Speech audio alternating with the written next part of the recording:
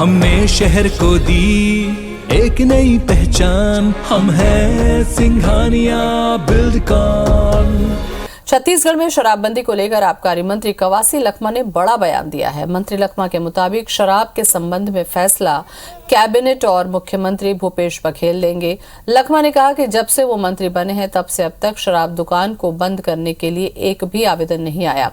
सरगुजा से लेकर बस्तर तक और मध्य छत्तीसगढ़ में हर जगह शराब दुकान खोलने की मांग हो रही है। मंत्री लखमा का कहना है कि शराब दुकान खुलने पर अवैध शराब की बिक्री बंद होगी। लखमा ने कहा कि बीजेपी को छोड़कर छत्तीसगढ़ के मजदूर, किसान और आम आदमी कोई भी शराब दुकान बंद करने की मांग नहीं कर रहा है। बीजेपी इस मुद्दे पर केवल राजनीति कर रही है। सरगुजा से लेके बस्तर तक और मध्य छत्तीसगढ़ में हर जगह दारू दुकान खोलने का मांग आ रहा है। और अगर दारू दुकान खोलेंगे तो अवैध दारू बंद होगा।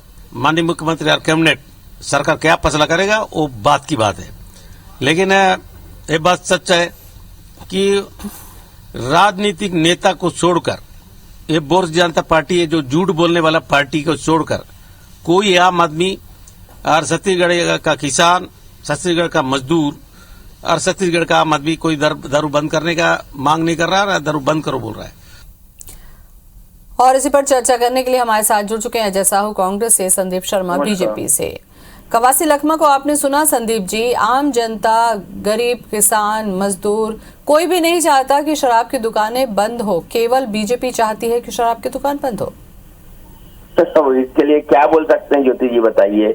इतना हास्यास्पद बात है और मंत्री जी की बात में इतनी निर्लज्जता टपक रही है कि इसका कोई जवाब नहीं दिया जा सकता। अब मैं पूछना चाहता हूं कि भाई किसके मांग पर इन्होंने अपने घोषणा पत्र पर शराब दुकान बंद करने का इन्होंने घोषणा किया, कौन मांग कर रहा था, इससे उनको बताना चाहिए। और निश्चित रूप से शराब बंद करने की मांग यहाँ पर प्रदेश में थी, शराबबंदी की, इसीलिए इन्होंने अपने घोषणा पत्र में शामिल किया।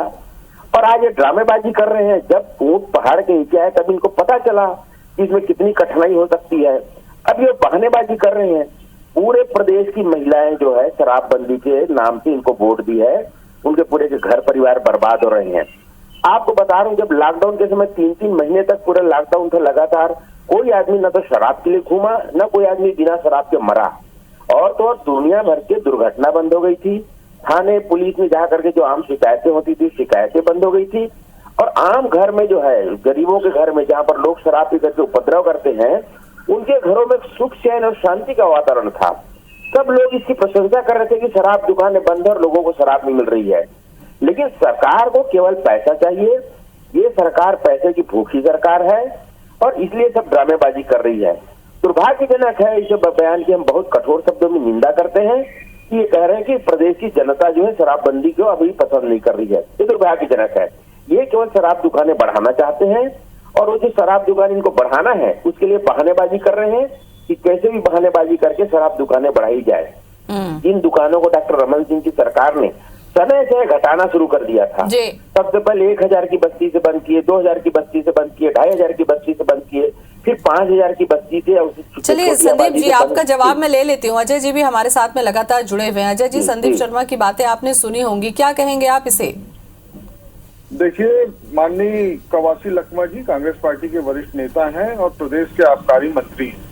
प्रदेश भर से उन्होंने जो बातें कही कि आवेदन आ रहे हैं, तो ये उनके विभाग का मामला है। उनके विभाग में लोग आवेदन कर रहे होंगे कि हमारे यहाँ दुकानें खोली जाए, वो उस संदर्भ में बात कर रहे थे।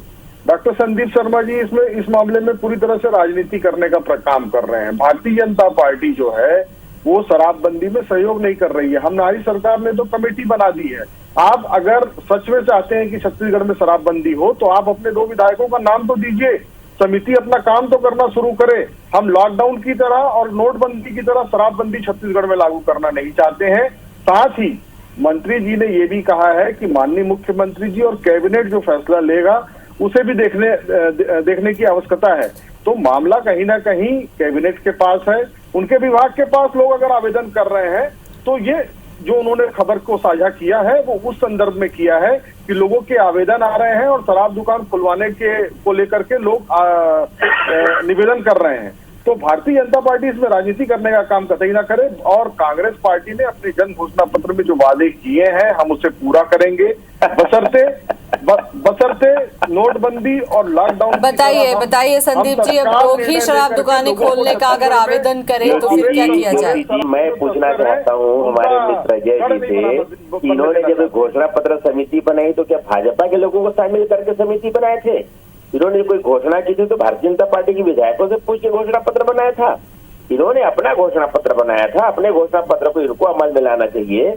अब जब घोषणा पत्र को अमल में नहीं ला सक रहे तो समिति बनाने का ड्रामेबाजी कर रहे हैं। ये ड्रामेबाजी से ज्यादा कुछ नहीं है, इनके में दम नहीं है शराबबंदी करने का। ये प्रदेश की जनता से झूठी घोषणा की, झूठे वादा किए हैं। इनके 36 घोषणा पूरे झूठे हैं और छत्तीसगढ़ के प्रदेश की जनता जो है आने वाले चुनाव के बहुत बेसब्री से इंतजार कर रही है।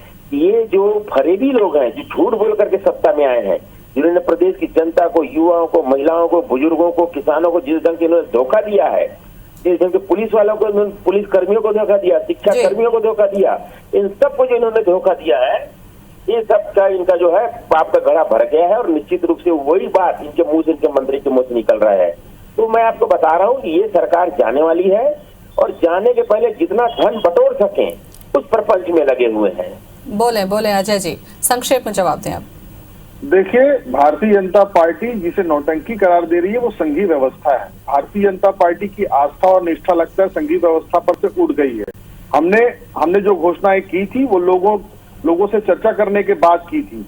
और संघीय व्यवस्था कहती है कि अगर कोई समिति बनाई जाती है तो उसमें पक्ष और विपक्ष दोनों जो लोकतंत्र के आधार स्तंभ है, दोनों को मिलकर के काम करना चाहिए। तो केवल राजनीति। चलिए, ये एक ऐसा मुद्दा है अजय जी जिस पर कुछ भी अगर बातें सामने आएंगी तो फिर इस तरीके की प्रतिक्रिया होंगी। शुक्रिया आपका, और संदीप जी आपका भी बहुत बहुत धन्यवाद।